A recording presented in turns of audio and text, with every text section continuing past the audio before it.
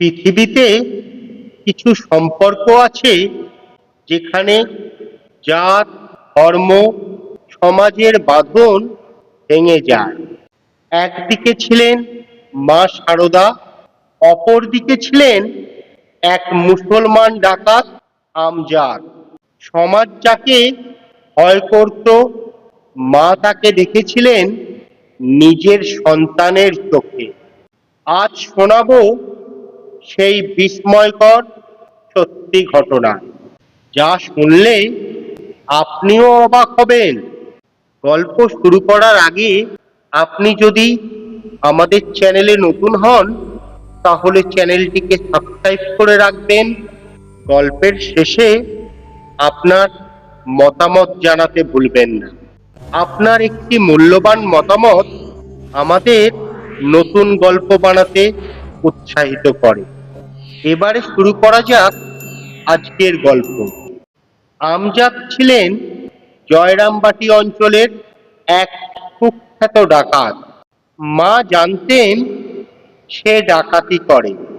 আমজাদও জানত মা তার গোপন কথা সব জানেন। তবুও মায়ের কাছে সে আসত নিঃসংকোচে। কেউ তাকে দেখে ভয় পেত, আবার কেউ বিরক্ত হতো। কিন্তু মা আর আমজাদ দুজনেই থাকতেন নির্বিকার। এইরকমই একবার আমজাদ জেল থেকে ছাড়া পেয়ে সোজা ফিরে এলো গ্রামে। গ্রামের বাড়িতে এসে দেখে তার গাছে দারুণ লাউ ধরেছে। সে ঝুড়ি ভরে লাউ নিয়ে হাজির হলো জয়রামবাটিতে, মায়ের কাছে।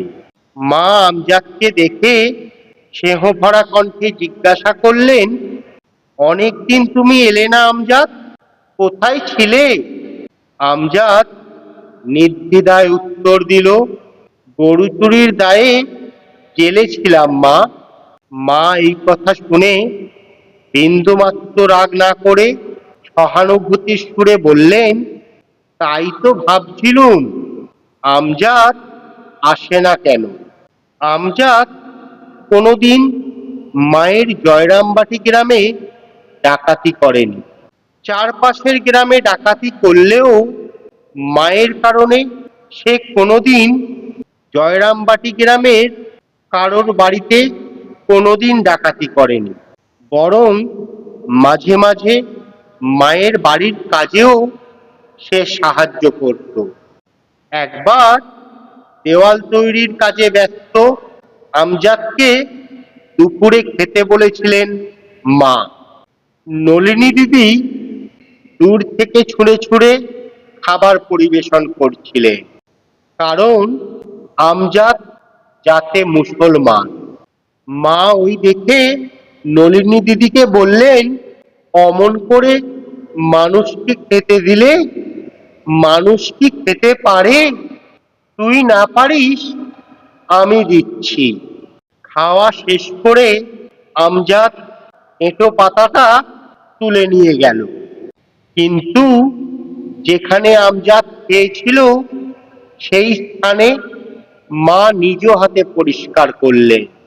তা দেখে নলিনী দিদি অবাক হয়ে বললেন, ও পিসিমা, এতে তোমার জাত গেল।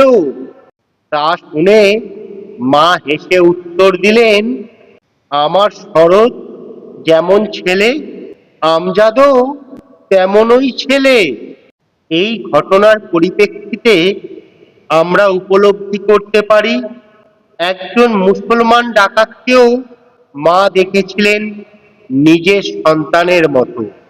জাত, ধর্ম, ভেদাভেদ তার কাছে কিছুই ছিল না। তার কাছে ছিল শুধু মানবতা আর ভালোবাসা। তাই তো আজও মানুষ তাকে বলেন জগতের জননী, জগৎ জননী। যদি গল্পটি ভালো লেগে থাকে একটি লাইক কমেন্ট অবশ্যই করবেন, সঙ্গে একটি শেয়ার করে দিয়ে অন্যকে দেখতে সাহায্য করবেন।